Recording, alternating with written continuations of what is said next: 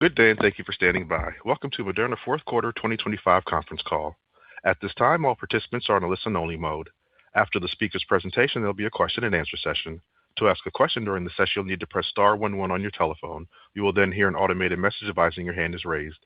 To withdraw your question, please press star 11 again. Please be advised today's conference is being recorded. I would now like to hand the conference over to your speaker today, Lavina Talukdar, Head of IR. Please go ahead. Thank you, Kevin. Good morning, everyone, and thank you for joining us on today's call to discuss Moderna's fourth quarter 2025 financial results and business updates. You can access the press release issued this morning, as well as the slides that we'll be reviewing by going to the investors section of our website. On today's call are Stéphane Bancel, our Chief Executive Officer, Stephen Hoge, our President, and Jamey Mock, our Chief Financial Officer. Before we begin, please note that this conference call will include forward-looking statements made pursuant to the Safe Harbor provisions of the Private Securities Litigation Reform Act of 1995. Please see slide 2 of the accompanying presentation and our SEC filings for important risk factors that could cause our actual performance and results to differ materially from those expressed or implied in these forward-looking statements. With that, I will turn the call over to Stéphane. Thank you, Lavina. Good morning or good afternoon, everyone. Thank you for joining us. I will start with a quick review of 2025. Jamey will present our financial results and 2026 outlook. Stephen will review our commercial outlook and clinical programs, and then I will come back and share our key value drivers as we look ahead before we take your questions. Let me start with a review of 2025. Our revenues were $1.9 billion, driven by sales of our COVID vaccines, Spikevax and mRNA. We continue to make tremendous progress on cost in 2025.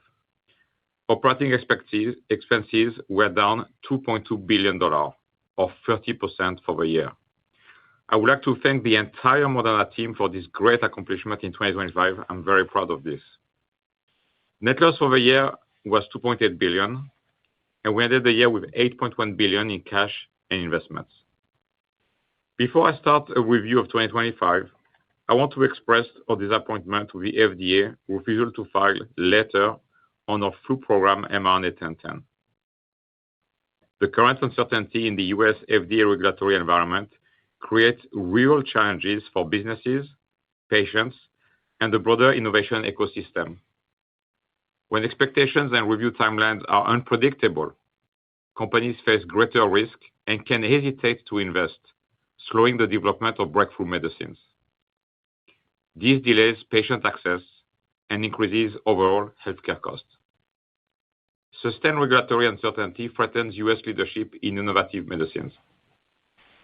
This can also result in transformative medicine developed by U.S. companies becoming available to patients outside the U.S. before reaching American patients.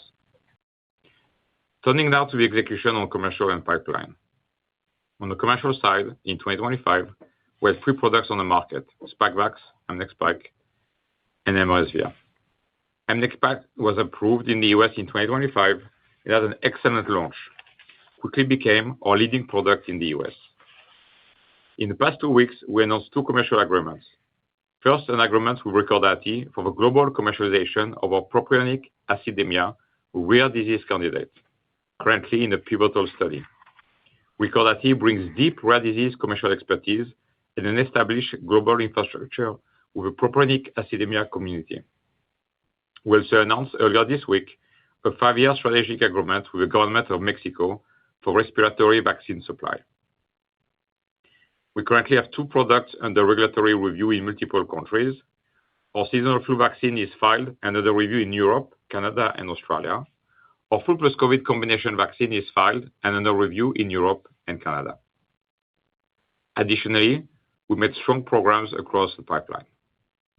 For intismeran, our individualized cancer therapy developed in partnership with Merck, we recently reported positive 5-year phase 2 data in adjuvant melanoma, demonstrating the durability of clinical benefit and reinforcing our confidence in the program's long-term potential. I am very happy to announce that we have completed enrollment in our phase 2 study in muscle-invasive bladder cancer. This marks 3 late-stage studies in 3 different cancer types that are now fully enrolled: adjuvant melanoma, adjuvant renal cell carcinoma, and now muscle-invasive bladder cancer. We look forward to the data readouts from these studies. For cancer antigen therapy, mRNA 4259, we announced positive phase 1b data, and the program is now in phase 2. Our phase 3 norovirus program is now fully enrolled, so we could see phase 3 data in 2026. In our peer program, it is still fully enrolled in this registration study, and we could see data in 2026. I'm thrilled to welcome to Moderna our new Chief Development Officer and Executive Committee member, Dr. David Berman. He has contributed to the development of more than a dozen clinical stage immunotherapies at BMS and AstraZeneca. His expertise will serve Moderna well as we continue to expand our oncology pipeline. David served most recently as head of R&D of Immunocore. We very much look forward to David joining Moderna's team on March 2nd. I would like, of course, to take this opportunity to thank Jackie Miller for many contributions over the last 5 years of the company, especially her tremendous leadership during the pandemic. With this, I would like to take over to Jamey. Thanks, Stéphane, and hello, everyone. Today, I'll cover our fourth quarter and full year 2025 results, and then wrap up with our 2026 financial framework. I'll begin with our 2025 revenue performance on slide 8. For the fourth quarter, total revenue was $700 million, coming in at the higher end of our recent guidance.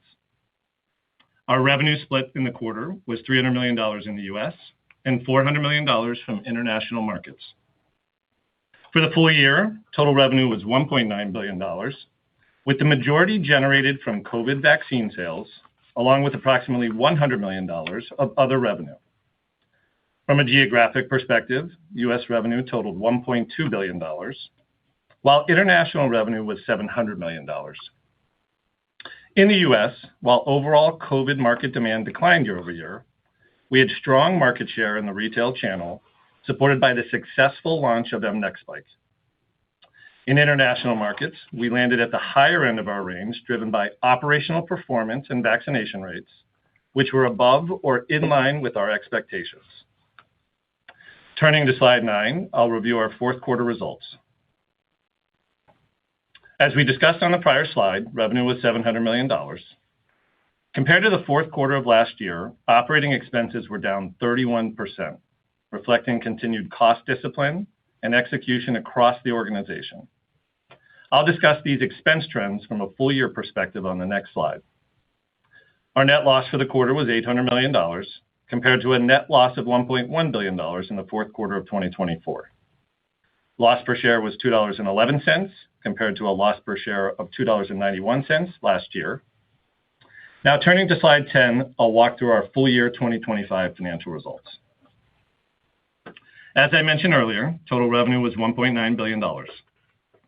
Cost of sales was $868 million, representing a 41% decrease compared to 2024, primarily driven by productivity and lower inventory write-downs, contract manufacturing wind-down costs, and sales volumes. R&D expenses were $3.1 billion, representing a 31% decrease compared to 2024, driven by continued investment prioritization and efficiency gains in the execution of our clinical trials. These reductions were partially offset by increased investment in our norovirus vaccine and oncology programs. SG&A expenses were $1 billion, representing a 13% decrease compared to 2024. The decline was driven across all functions and reflect our continued focus on operating efficiently while supporting the business in a disciplined manner. Our income tax provision for 2025 was immaterial.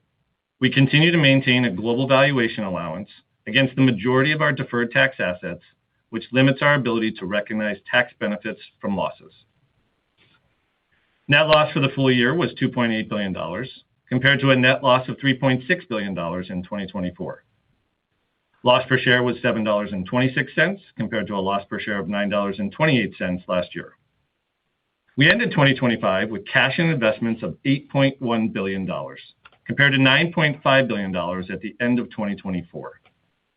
The year-over-year decrease was primarily driven by operating losses as we continued to invest in R&D and advance our pipeline, partially offset by the $600 million initial draw of our $1.5 billion credit facility. Excluding the credit facility draw, we would have ended the year with $7.6 billion of cash and investments, which was above our 3Q guidance of $6.5 to $7 billion due to lower operating expenses, lower capital expenditures, and working capital improvements. Now let's turn to our financial framework for 2026. We expect total revenue growth of up to 10% in 2026. This growth is expected to come primarily from international markets, and we estimate our geographic mix will be well-balanced between the U.S. and markets outside the U.S. in 2026. This is a shift from our 2025 revenue split of approximately 62% U.S. and 38% international. We will begin selling locally manufactured products in both the UK and Australia in 2026, which is the largest driver of our international growth. Our 2026 revenue guidance factors in future potential declines in COVID vaccination rates and also assumes no revenue from our flu vaccine or our flu-COVID combination vaccine. Similar to 2025, we expect 2026 revenue to be weighted to the second half of the year, with approximately 15% of our revenue in the first half and approximately 85% in the second half. Cost of sales is projected to be approximately $900 million. While this is flat year-over-year in absolute terms, we are expecting gross margin rate improvement from manufacturing efficiency gains and volume leverage. R&D expenses are anticipated to be approximately $3 billion as we continue to invest in our late-stage pipeline while maintaining financial discipline. It's a relatively small decline from the $3.1 billion we had in 2025 due to the continued execution of our late-stage trials in infectious disease. For modeling purposes, we expect our R&D spend to be relatively balanced in the first half versus the second half of 2026, similar to what we experienced in 2025. SG&A expenses are expected to be approximately $1 billion, flat versus the prior year. We remain focused on driving efficiency and cost savings across the organization, which we will use to fund new commercial investments to support both geographic expansion and future product launches. Similar to 2025, our commercial spend will be more heavily weighted to the second half of the year due to the seasonality of our commercial business. In aggregate, we are expecting total GAAP operating expenses of $4.9 billion and $4.2 billion of cash costs, which excludes stock-based compensation, depreciation, and amortization. We expect taxes to be negligible in 2026. Capital expenditures are projected to be between $200 and $300 million. This guidance includes our previously announced investment in building our own fill-finish capacity in the United States at our existing site in Norwood, Massachusetts. We expect to end 2026 with $5.5 to $6 billion of cash and investments. Our cash guidance does not assume any additional drawdown from our credit facility. In summary, 2025 was a key turning point in our financial story. We improved our commercial execution, exceeded our cost reduction plan by over $1 billion, and ended the year with over $2 billion more cash than our original 2025 guidance, all while still advancing our pipeline. I want to thank the entire Moderna team for their efforts over this past year. And we have strong momentum heading into 2026, with multiple levers for revenue growth and a strong commitment to drive additional cost reductions across the company. With that, I will now turn the call over to Stephen. Thank you, Jamey, and good morning or good afternoon, everyone. Today, I'll review our commercial outlook as well as progress across our pipeline. As Jamey mentioned earlier, we expect 2026 to mark a return to revenue growth for Moderna. This year, we expect growth to be driven primarily by our strategic partnerships and the second year of launch for mNEXSPIKE, which I will discuss in more detail in a moment. But first, looking forward to 2027, we see three additional growth drivers. We look forward to significant expansion of our addressable market with the opening of the $1.8 billion European respiratory vaccines market. As a reminder, we have been excluded from this region for several years due to a competitor pandemic contract, which expires in 2026. We expect to launch mNEXSPIKE, our standalone flu vaccine mRNA 1010, and our combination flu COVID vaccine in the European region by 2027 winter season, adding to mRESVIA and SPIKEVAX, which are already approved. This broad portfolio represents the opportunity to grow our share in the large European market, which will contribute to meaningful revenue growth from 2027 forward. Second, we expect growth from our new multi-year strategic agreements in Latin America and Asia Pacific. And third, with the acceptance of our flu filings in Europe, Canada, and Australia, we anticipate that our flu vaccine will begin to contribute to revenue internationally. In 2028, we expect continued new product-driven growth opportunities with both our combination flu COVID and norovirus vaccines potentially being launched across many of our markets. Recent execution supports this growth strategy with approvals for mNEXSPIKE in Canada and Australia, and the approval of our strain-updated SPIKEVAX COVID vaccine in the UK. We have already shown strong momentum against the 2027 growth drivers. We announced a multi-year strategic agreement with Mexico earlier this week and Taiwan last month. And we continue to make progress under our previously announced strategic agreement in Brazil. Finally, although not a major driver, we also signed a global commercialization collaboration in PA with Recordati as we prepare that potential launch in 2028. The UK is the... Let's take a closer look at the key contributors to that growth in 2026, beginning with our strategic partnerships with the UK, Canada, and Australia. As a reminder, these are long-term agreements under which Moderna has built local manufacturing sites and committed to ongoing domestic research and development. These partnerships are core to each country's national security and public health strategy, strengthening preparedness against current viruses and future pandemic threats. The UK is the largest of these markets, and we expect a $200 million UK COVID order to be fulfilled in the first half of 2026 for their spring booster campaign. We also expect to supply vaccines for the UK's fall vaccination campaign, initially this year for COVID, with the potential to expand to other respiratory vaccines such as flu, RSV, and our combination vaccine in the years ahead. In Canada, we were thrilled to deliver made in Canada COVID vaccines in 2025 and expect to see the full annualized impact of the agreement in 2026. And in Australia, we expect to deliver the full annualized benefit of our agreement in 2026 as well. Moving to slide 15, our second major expected growth driver in 2026 is our new COVID vaccine, mNEXSPIKE. mNEXSPIKE had a very successful launch in 2025. This is especially notable because mNEXSPIKE was approved mid-year in 2025 and was only available commercially in the United States. We are extremely pleased with the market share achieved in that first season, with mNEXSPIKE capturing 24% of the total U.S. retail market and 34% of the retail market among adults aged 65 and older.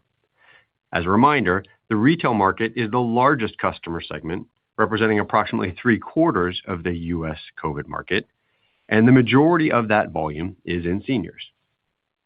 Looking ahead to 2026, we expect to continue to drive the uptake of mNEXSPIKE in the United States. And internationally, we look forward to approvals and launches in multiple countries this year and the years to come. Moving to slide 16, which outlines the latest developments in our infectious disease portfolio. Starting with our approved products, the updated formulation of SPIKEVAX is approved in countries around the world. And importantly, in 2025, we received the supplemental BLA approval in the United States for high-risk children as young as 6 months. As mentioned earlier, mNEXSPIKE was approved and launched in the U.S. It was approved in Canada in 2025 and recently approved in Australia as well. We're targeting further approvals of mNEXSPIKE in Europe, Japan, and Taiwan this year. mRESVIA, our RSV vaccine, has been approved for adults age 60 and older in 40 countries and approved for high-risk adults age 18 to 59 in 31 of those 40 countries.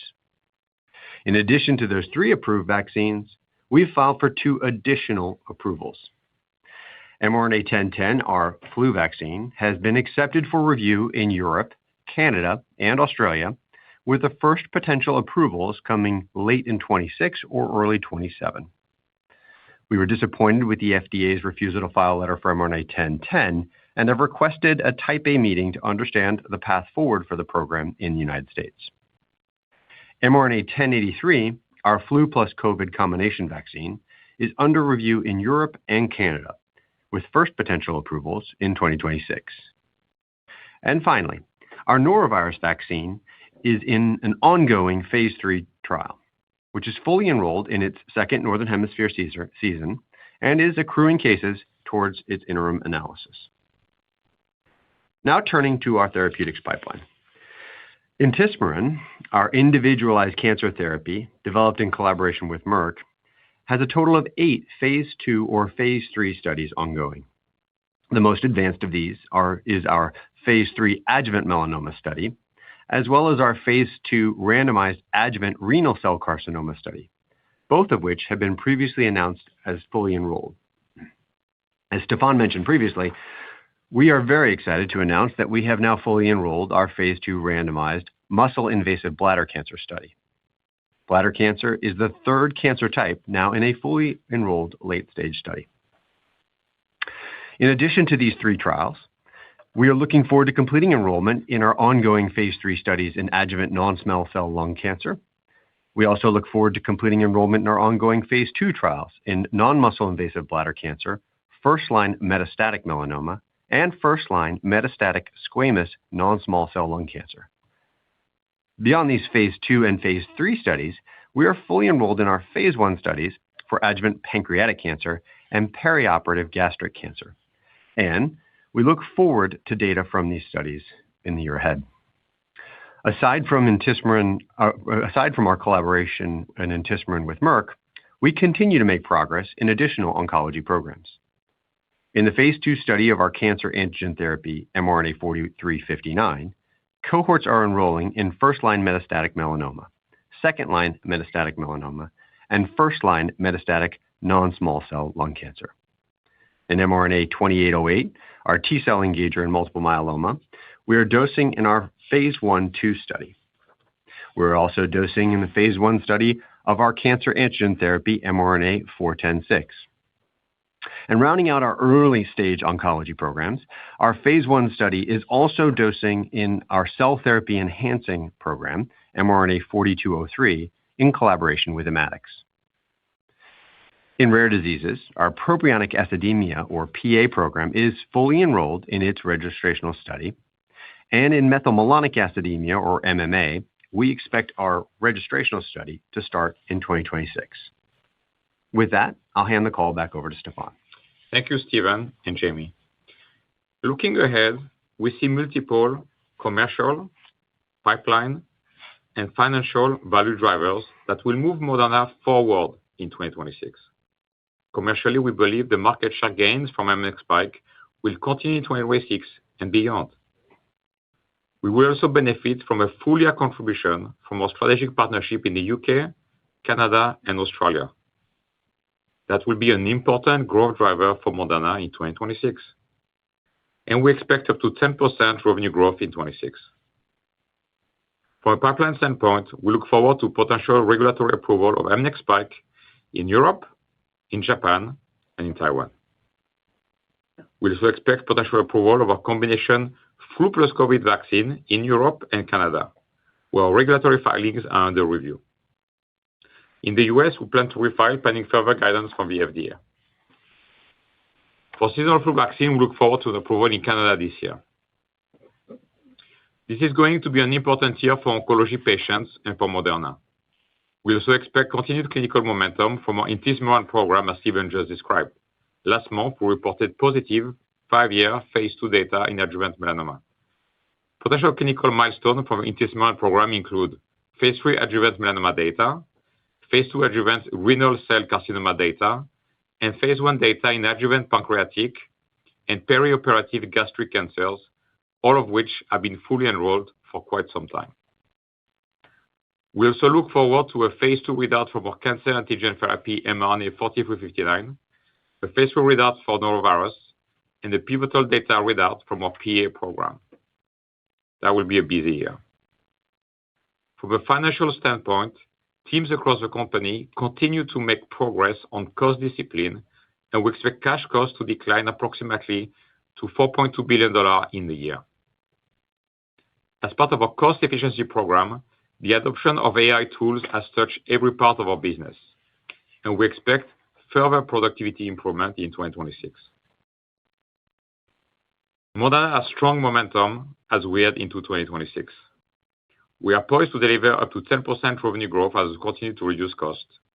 We expect to see approvals of infectious disease vaccines that will expand our commercial portfolio, and we foresee multiple potential clinical data catalysts driven by our late-stage oncology programs in rare disease and infectious disease. In closing, I want to recognize the entire Moderna team for their relentless drive. All our progress, clinical, commercial, operational, is dedicated to one mission: delivering the greatest possible impact to people through mRNA medicine. With this, operator, we'll be happy to take questions. Thank you, ladies and gentlemen. If you have a question or a comment at this time, please press star 11 on your telephone. If your question has been answered and you wish to move yourself from the queue, please press star 11 again. We'll pause for a moment while we compile our Q&A roster.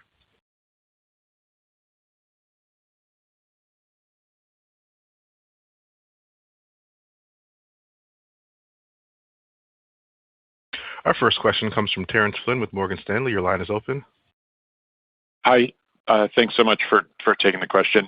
I had two-part. I guess the first one is just on the flu RTF implications for the 2028 cash flow break-even guidance, and then timing of the Type A meeting, like when you might get some visibility on next steps. And then the INT program in adjuvant melanoma, I know that's a very important program and catalyst for the company. And so can you refine at all the timing of that data, whether it's going to be first half or second half? Thank you so much. Sure. Maybe I'll take the questions on regulatory first, and then Jamey, hand it over to you on any break-even implications. So we're actually very pleased that the flu file is under review now in Europe, Canada, Australia. We'll be filing in additional countries this year. And all of that is with an eye towards having that start to contribute, as I said a moment ago, in 2027, in the fall of 2027, to our growth. We also are pleased that the flu-COVID combination product remains under review and making progress in Europe for this year. As relates to the U.S. timing, we need to engage with the FDA in the Type A meeting. That's usually 30 days as a process, and understand from them what is going to be required to get that product moving forward in the U.S. We absolutely feel that American seniors should have access to the same innovations. We do think this year, in particular, where there's a potential for a mismatch in one of the strains, it's particularly important that technologies like Moderna's mRNA platform are used to advance new and potentially improved products. But at this point, until we have that Type A meeting, we won't really know how quickly we can get moving forward with the 1010 file in the U.S., as we've been doing outside the U.S. Jamey? Yeah. So, Terence, thanks for the question. I appreciate it, and I recognize that it's on investors' minds. As Stephen just said, though, this is a bit of a fresh and fluid situation. And without understanding the resolution of what is next for our flu product, it's a little bit difficult to comment at this time. But here's what I would say. If you go back to the growth drivers we laid out at Analyst Day, as well as Stephen had in his prepared remarks, we have 10 large shots on goal to increase revenue over the coming years, all with a wide range of potential outcomes. And Stephen mentioned some of the progress. We announced our long-term partnerships with Mexico and Taiwan. We're excited about, as I said, we're excited to deliver for the UK and Australia this year, which will be substantial revenue growth. NextSpike had a great first year. We're excited about the second year, both in the U.S. and outside the United States. We're looking forward to Europe opening up. So it's really, there's still so many scenarios that could happen here, Terrence, that it's a little bit too early to tell. On top of that, we have a ton of momentum on productivity and what we're doing from a cost perspective. So we're really excited about our financial profile. We ended the year with over $8 billion in cash. We have a ton of momentum from a cost perspective, and we have a lot of opportunities for growth. So at this point, without knowing resolution to what's going to happen on flu, I think it's a little too early to tell. And on INT, the second question, we don't have obviously more specific guidance than we previously put out there. I'd highlight, as I said a moment ago, that there are 5 histologies now under review or under different stages of clinical development. So INT for melanoma, the adjuvant melanoma study, is one that we are confident will read out this year. It is an event-driven trial, and so it will depend upon the accrual of those events. We have RCC, so renal cell and bladder, now fully enrolled. And again, those are going to be event-driven and milestone-driven readouts, and so it's possible. And then the phase 1 data that we referenced before for our peri-adjuvant gastric and adjuvant pancreatic monotherapy cohort. And so it's going to be a busy year for us over the next number of months. But we don't have more specific guidance because some of the most important readouts are ultimately event-driven.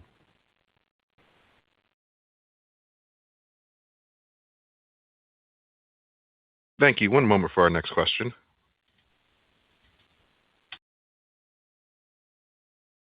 Our next question comes from Salveen Richter with Goldman Sachs. Your line is open. Good morning. Thank you for taking our question. This is Elizabeth on for Salveen. We wanted to ask about the flu and COVID combination vaccine, and just given the RTF for 1010, how should we think about this refiling, and is there any read-through from a regulatory standpoint in the U.S.? And then maybe just remind us of the study data that went into the submission initially, and what the latest thinking is on what might needed to be added for refiling. And then a second question on intismeran. Wanted your thoughts on which of those 5 histologies you just mentioned have the highest probability of success, kind of based on the read-through from data generated to date. Thank you so much.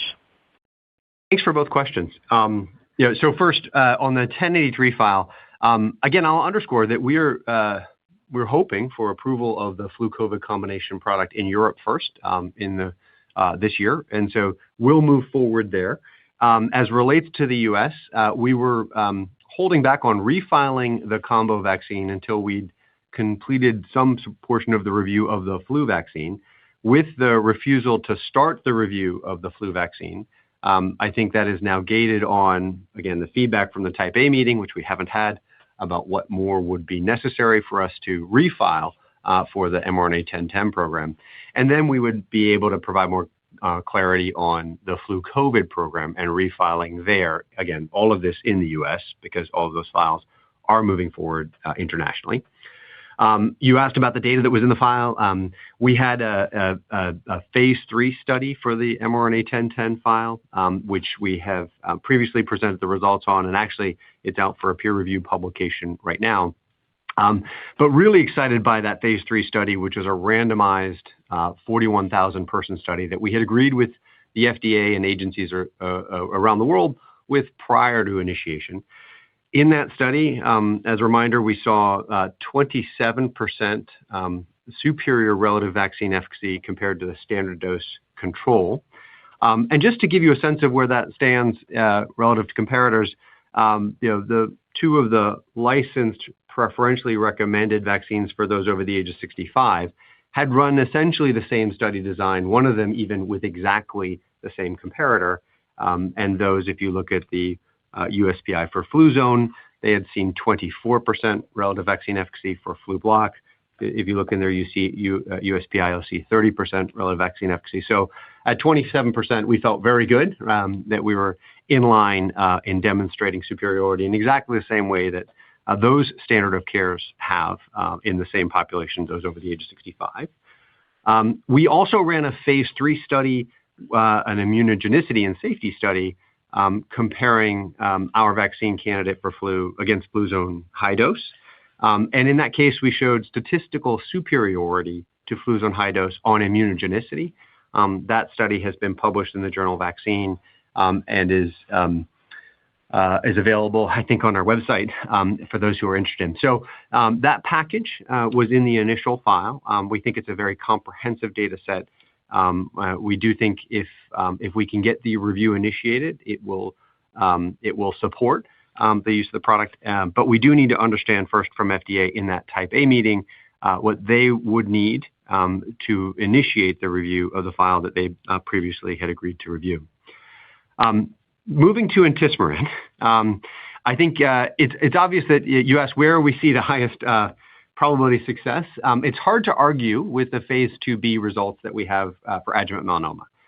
As we announced last month, the 5-year survival data continues to look really strong, approximately a 50% reduction in the rates of relapse or death from melanoma, real stability in those curves through now 5 years.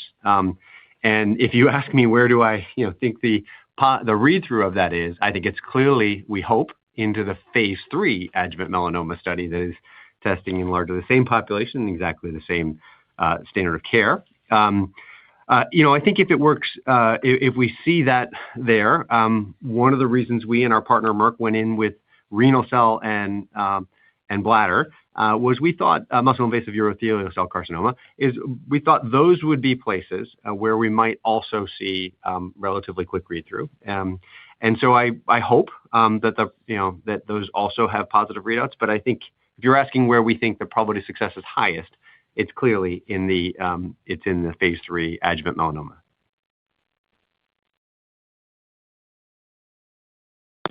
Thank you. One moment for our next question. Our next question comes from Eliana Merle with Barclays. Your line is open. Hey guys, thanks for taking the question. Just can you elaborate a little bit on how you're thinking about the European COVID vaccination market and how you see the vaccination rate and pricing evolving there? And also how outside of the U.S. you're thinking about the pathway for a potential flu-COVID combination vaccine approval. And then also on that topic around flu, just in your filings for flu in Europe and Canada, has there been any discussion around potential strain selection in the future and potentially selecting the strains closer to the season start? Thanks. Yeah. Thank you for all three. First I'll take the combination question. Or actually the COVID question. mNEXSpike is moving forward with approvals internationally, and we're really pleased with the profile of that product. As I'll remind you, we had demonstrated in that phase 3 study higher relative vaccine efficacy. In fact, in a post hoc analysis, very high, approximately 25% higher relative vaccine efficacy compared to mNEXSpike in older adults with comorbidities. And so really do think it's got a strong profile as the European COVID market reopens. Now, as to pricing, we haven't issued that yet, but we do believe that the current market is, as we've shared, approximately $700 million today. And that doesn't account for wastage that exists in the market. There are many doses that are being purchased under that pandemic contract that are not getting used.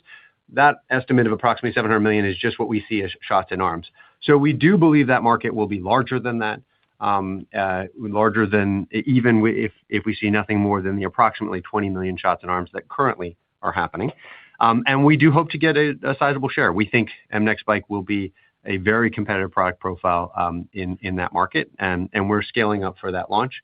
As you know, Europe is not one market. It is a series of different markets. In some places we'll compete traditionally with sales and market activities. Other markets are more tender driven, and we're preparing for all of that activities really starting this year, but as we said, as a meaningful driver of growth in 27 and beyond. On the combination product, we actually think that's the next step in that strategy. We're very pleased by the combo product's progress in its international reviews. As we've said, based on timing, we do expect a European review to move forward, and we are hoping for approval this year, which gives us a chance to launch as early as this year, more likely in 27. Again, it just depends on timing of these events because proximity to the season will make a launch very difficult. But it is clearly a great opportunity for us to move beyond just COVID into a combination product, and an opportunity to both expand our share in the COVID space, but also grab share in the flu space.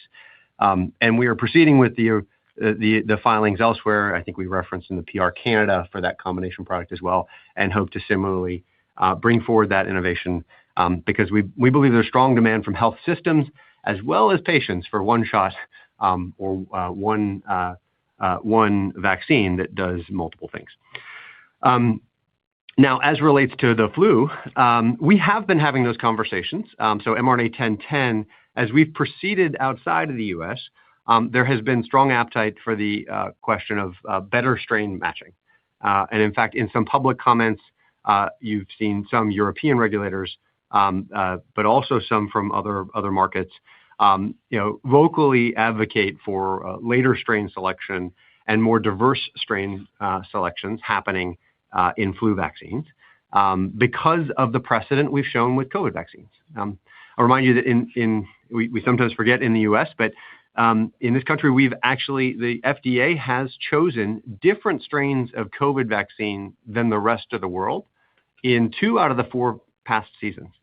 And the data has shown that better matching for the market has led to slightly better efficacy. In fact, we ran a clinical trial once head-to-head back in the bivalent days, and showed higher point estimates for efficacy, which makes sense. A better matched vaccine, you would expect to be better at protecting people.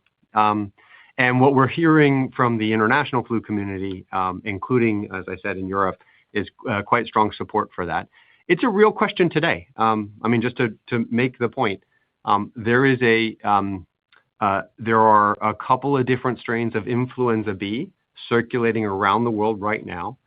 In the United States, it is a different strain than is circulating in the rest of the Northern Hemisphere, and there doesn't look like there would be great cross-protection.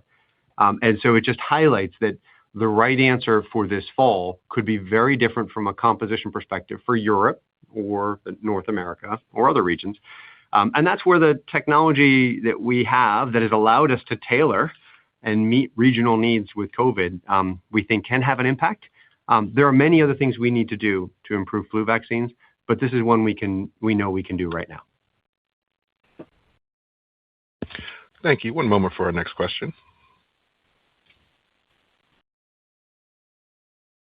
Our next question comes from Tyler Van Buren with TD Cowen. Your line is open. Hey, good morning. This is Greg on for Tyler from TD Cowen. Thanks for taking my question. So some investors have been surprised by the higher than expected cash balance at year-end. So can you explain why that occurred and what the additional levers to lower cash costs are moving forward? Thanks. Yeah, sure, Greg. So maybe I'll just go back to our original guidance. So when we laid out our original guidance, we said $1.5 to $2.5 billion of revenue. So $2 billion at the midpoint. And we said $5.5 billion of cash costs. So if you take those two together, it's a $3.5 billion usage from a starting point of $9.5 billion, which is why we guided $6 billion. Since then, revenue essentially came in online. We had 1.944, let's call that pretty close. And cash costs came in at 4.3. So we beat by $1.2 billion. On top of that, we took $600 million of the initial draw from the loan. So that's now $1.8 billion better. Our capital expenditures were $100 million less than we forecasted at the outset of the year. So that's $1.9 billion better. And then if you look at the working capital, I am really pleased. It doesn't get a lot of attention with how the team has performed. Our receivables are at $180 million. Inventory was flat year over year at $270 million. Payables at $300 million. We have a net working capital balance of $150 million to which we run this company on. And that is really incredible performance from the team. And that drove the last $200 million. So I don't think it should be too much of a surprise that it's mostly cash costs for $1.2 billion above our original guidance, the loan, a little bit less capital expenditures, and then terrific performance on working capital from the team. Thank you. One moment for our next question. Our next question comes from Michael Yee with UBS. Your line is open. Great. Thanks. We had 2 questions as well. First, on the adjuvant phase 3 melanoma study. Can you remind us that study has interims built in and then, of course, a final? And so like other design studies you've done, there's a certain number of cases accrue, you take a look at it, and then if it doesn't stop, you move to the next case, next interim. Can you just describe a little bit how that works and remind us the phase 2, I think, did stop at an interim, if I was correct there. And then on norovirus, I don't think anyone's asked on that, but can you just remind us there you are enrolling or expect to complete enrollment, and then there's actually a readout, I think, planned this year. What is your confidence level there? I know there's been a lot of disappointments previously, but I think you are targeting a different approach and using 3 different strains, which I assume you believe will capture the majority of coverage. Can you just remind us there and how you think about that result? Thank you. Yeah, thanks, Mike, for both questions. So first on the INT phase 3 for adjuvant melanoma. You're correct. It's the first analysis that we'll see this year will be an interim analysis looking at the primary endpoints, so relapse-free survival. We have a number of additional analyses. If you get there and we don't have the statistical power to declare early success, then we would move forward to subsequent analyses and ultimately additional endpoints, including things like distant metastasis-free survival.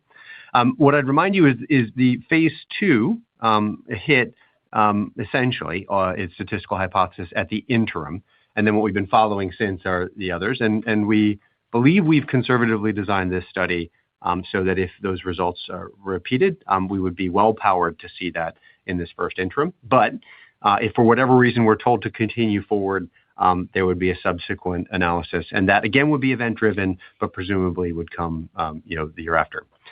As to the norovirus study, we are very excited to see those results potentially this year. Again, a case-driven trial. As you highlighted, there had been some previous efforts in norovirus. Ours are quite different. So first, the composition of our vaccine, as you highlighted, is a trivalent here, and we are looking at strain-matched efficacy, which is important because it does allow us to make sure that we're looking at the performance of the vaccine, which is matched at strains that are in approximately in most years 2/3 to 70% of the circulating norovirus disease. And so that trivalent composition and the VLPs that our technology make, we think is a differentiator. But perhaps the more important one relative to the trial I think you were referencing is we're looking in seropositive populations, not children. And so earlier studies that have struggled in norovirus have looked at in children in primary vaccination, often a couple of doses, as opposed to really where the burden of disease is as you become an adult is in older adults, those particularly over the age of 65, where the threat of really profound dehydration can lead to hospitalization and complications of a whole number of medical comorbidities. And so there's actually even bigger need in that population. And in that case, it's more of a booster trial. It's much more like, it's a bit like primary vaccination for, whatever it is, RSV or flu or COVID, being very, very different than boosting seropositive people so that they can protect, which is a lot more like what you see with our senior flu, COVID, and RSV vaccines, which have obviously been successful. Norovirus is a different one, but we do believe that difference in population will make a difference in terms of the ability of a vaccine to help protect them against this disease. Thank you. And as a follow-up, do you think that the guidance with FDA or the discussion or regulatory path for this would be very different or, and put another way, much more obvious than perhaps what's going on in flu? So look, Michael, I'd remind that we got 3 products approved last year in the U.S. or some label expansions, RSV, a new COVID product, and a pediatric COVID. And in those cases, the guidance was different. What we're experiencing with flu is, I think we hope flu specific. Our norovirus study, to your point, is a very large placebo-controlled study. And so the type A, the refusal to file letter that we have received from the FDA on flu really speaks to a change in their perspective on the comparator used. But in the case of norovirus, there is no comparator to use. And so the comparator in that clinical trial is placebo. If we're able to demonstrate efficacy over placebo, it's hard to argue that there's a problem with the comparator. Perfect. Thank you. One moment for our next question. Our next question comes from Luca Issi with RBC Capital Markets. Your line is open. Oh, great. Hi, team. This is Shelby on for Luca, and thanks for taking the question.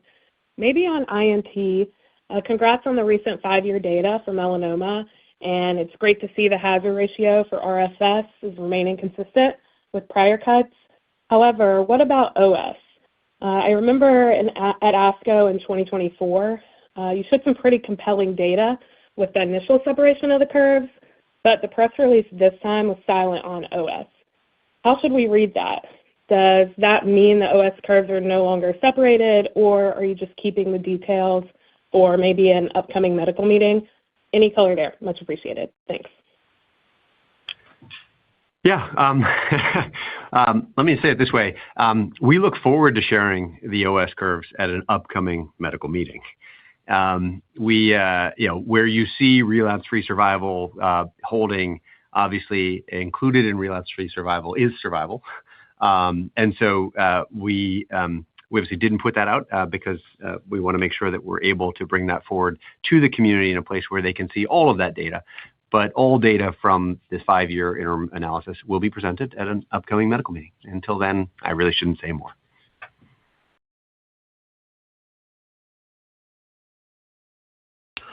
Thank you. One moment for our next question. Our next question comes from Courtney Breen with Bernstein. Your line is open. Hi, all. Thanks so much for taking our question today. Just a couple in building off the conversation around the RTF that you got for the flu 1010. We've managed to find kind of as an immunogenicity sub-study, I think, of that phase 3 efficacy study, which suggested, and it was a very small population of that study, suggested there was a 50-50 ratio between those under and over 65. Can you just remind us or share with us what percentage of patients in that efficacy study were 65 or older? And then additionally, as we think about kind of INT and the path to approval and kind of have you had any feedback in the design of that clinical trial that perhaps provided some recommendations that weren't followed? Additionally, kind of will it be you or Merck taking that file forward? And kind of can we assume that CBER will be the FDA group that will assess that particular file? Thank you so much. Yeah, thank you for the questions. So first on the phase 3 trial design for our flu vaccine, you're correct and your memory's right. More than 50% of the population of the study, but it was stratified that at least 50% would be over the age of 65. We also had a very large population, north of 10%, that was above the age of 75. And as we have presented at medical meetings and will be available in the upcoming publication, we've seen really strong superior efficacy across all of those populations. In fact, it's remarkably consistent. And as you add frailty or other risk factors to age, or as you look to severe outcomes such as hospitalization, you'll see those point estimates for superiority go even higher. And in many cases become even more statistically significant. So we feel very good about that 41,000 person study, which, as you just described, or as I just said, has more than 20,000 people over the age of 65 in it. I did describe a separate phase 3 study, just to avoid confusion, the P303 study, Part C. That has 3,000 people in it, and that was the study that was head-to-head against Fluzone high dose that showed superior immunogenicity. But the efficacy study, I think, was the one that you were asking about.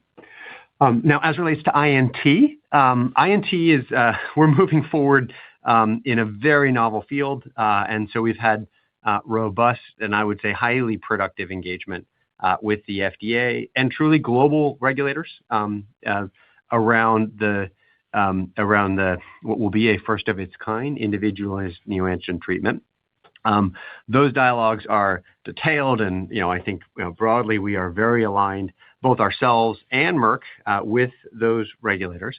It is with CBER at FDA, but obviously other offices are involved because it is, as an oncology therapy of high import, it gets a lot of attention.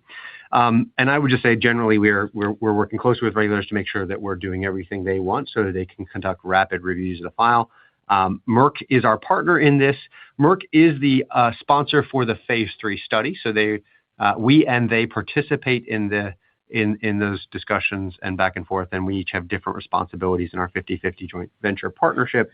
But the BLA submission, if it goes forward, will be from Merck.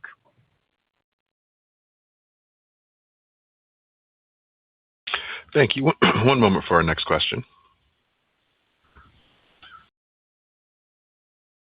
Our next question comes from Alex Ranahan with Bank of America. Your line is open.